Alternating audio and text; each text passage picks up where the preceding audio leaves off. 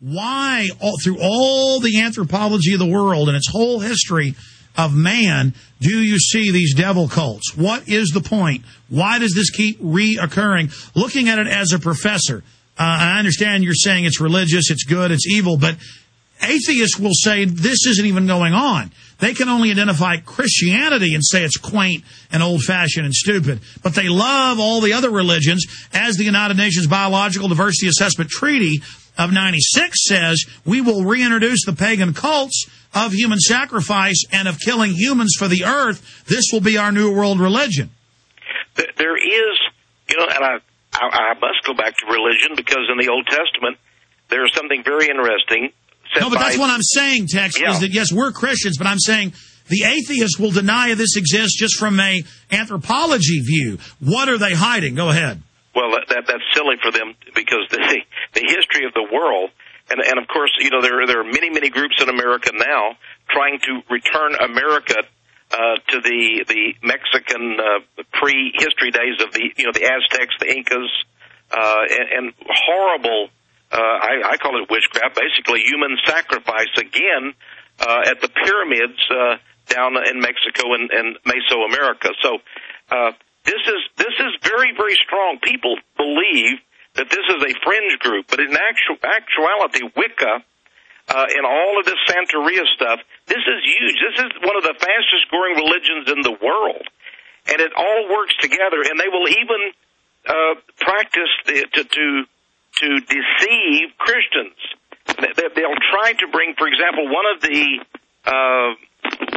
Santeria goddesses is called let's see, I think she's called Vamaya, which really is Mother Mary of Christianity, with all the trappings though of these demon gods of Santeria. So this is how they try to even, pollute Christianity, and this is well known as well. But I want to emphasize that many blacks are falling for this today, because originally this came from Africa, from the Congo, from West Africa, from Nigeria. So we have a huge contingent of these foreigners. I mean, this is the ultimate, Alex, in multiculturalism, isn't it? Well, it certainly is, Texe, and I'm trying to pull Webster Tarpley up live on air right now, because I wanted to get him, because the show's almost over here, I wanted to get him to comment on what is in his book, page 8, about Obama himself is much more likely a Satanist of the apostate Jeremiah Wright liberation theology school, a Christian heresy which places racial hatred instead of charity at the center of its edifice of faith. Wright is ultimately the high priest of a death cult.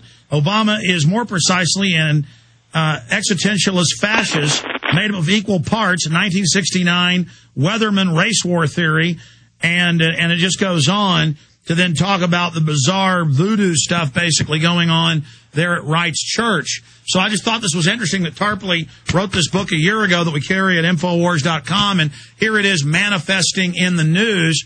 It's just incredible. Please continue with your comments. Well, I think that is interesting, those comments by Tarpley. I think he had quite a bit of insight.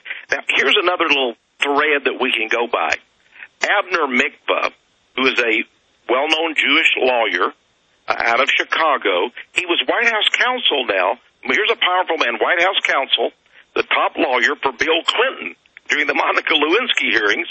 But he was and he is a big mentor and supporter for many years of Barack Obama. He says, and this is in the Chicago Tribune. In fact, it's chicagotribune.com. So we're talking about Chicago's biggest newspaper. And there was an article entitled Barack Obama, America's First Jewish President. And it was because of his support from these millionaire and billionaire Jews from Chicago and overseas. But Mikva, who was one of the supporters, said that as a young man, an aspiring young politician, young Barack Obama came to him. Now remember, this is in the Chicago Tribune, and said, how can I best get ahead in politics? And Mikva, who is Jewish, said to him, the first thing you need to do, Barack, is to go and join a powerful black church. You need a power base, and the way to do it is to go join a big black church. Okay, Texe, we're going to take you into the final segment here. The show is almost over. We're going to have a part 2 on this because it's so important. Just for a minute and a half, Tarpley, because the show's about to end here in about 10 minutes. Webster Tarpley, I just am always amazed how much you wrote or talked about ends up coming true or was correct. Texe, the same thing. Your unauthorized biography that people should get, page 8, you call him a Satanist. You get into weird stuff in your book on Halloween, voodoo stuff going on at Jeremiah Wright's church. And now it's mainstream news. They're doing voodoo rituals in the White House. Obama comments on, Tarpley comments on this Obama situation. Well, what I was trying to get at in that book, Barack H. Obama, the unauthorized biography, is simply the question of, is it possible to come to Christ through Jeremiah Wright? Because that is what Obama asserts. He said, I came to Jesus Christ through Jeremiah Wright. Now, I would argue this is not easy to do, because if you look at Jeremiah Wright, this is essentially a minority radical school of theology. It's the so-called Black Liberation Theology set up by a fellow called James Cone and some others, which essentially says that the entire Christian story is limited to one ethnic group, and if you're not, then if you're not part of that ethnic group, then you're not part of the. So it's a fundamental attack on Christianity. Webster, we're almost out of time here. Regardless, specifically, you talk about him, though, being more like a Satanist and the weird stuff at the church. Is the church, from your research, a front for voodoo or Santeria? No, I don't know anything about that part. But what you see from Cone is he says that the purpose, the task of God and of Christ is to assist in the suppression of the white population of the world, which I think makes it, therefore, into a religion of hatred, in effect. And I believe this is all subsidized by the foundations. This is a theology of counterinsurgency. The goal is to pit white against black and, indeed, other groups in this country, all against themselves, so the bankers in Wall Street never experience a direct challenge to their rule. And I think that's why the foundations pay Wright and pay people like Dwight Hopkins in that church, and indeed Cone, right? So it's all balkanization. It's all balkanization. Webster, thanks for popping in with us. I just wanted to get you to comment on your book. Anytime, Alex. Thank you. Thank you. Going back to Texe, we've got a few minutes on the other side, but basically he's saying the same thing you're saying, Texe, from a completely different political angle. Oh, absolutely. So we can't say that the United Church of Christ, or the Trinity United Church of Christ, is a voodoo Santeria church, but we can say that it is based on paganism, African tribalism, and really a worship of the black race. It is a racist church. But they do weird things on Halloween there, actually. So I've heard that too. Yeah. And of course they don't have any problem in bringing in Catholic priests, but then Louis Farrakhan is. I can't imagine, just at a base level, looking at Haiti, looking at Cuba, looking at Nigeria. Voodoo is a horrible demon possession religion. Even if you don't believe in demons, the mental illness, the self-invoking mental illness of going crazy, and on all the superstition, it turns out Obama's mother-in-law thinks somebody's put a hex on her. I mean, this is sewage in the streets, chickens running around, medicine men, all this. It's a black magic religion. I mean, I couldn't think of something more degenerate. Well, it is degenerate. And unfortunately, it's a very dangerous religion. And as I mentioned, there are people who have been murdered through ritual conducted by these Santeria people. Not to even mention the horror of animals, dogs, cats, and particularly chickens and goats and all of these things. So I think. What about the charms Obama carries?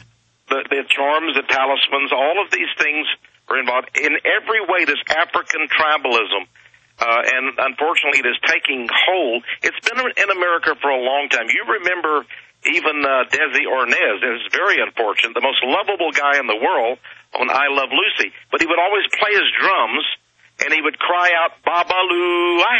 That's the name of one of the Orishas, the gods of Santeria. He was calling on a devil god. and biographers have shown that Desi Arnaz was an alcoholic, and he attempted to get Lucille Ball into a form of satanic worship.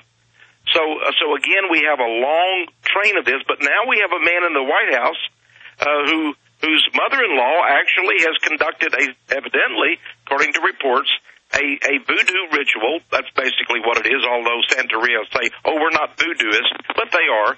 Spirits, devils, talismans, charms in the White House. All right, Texe, thank you so much for spending time with us. I hope folks will get Mysterious Monuments and, of course, Codex Magica, both, and all the other great books and videos and films at Infowars.com or TexeMars.com or PowerOfProphecy.com. Texe, thank you so much. Have a great week, and say hi to Wanda and the rest of the Power of Prophecy crew. Hey, thank you, Alex, and all the best to you and your audience. God bless. God bless you. Take care.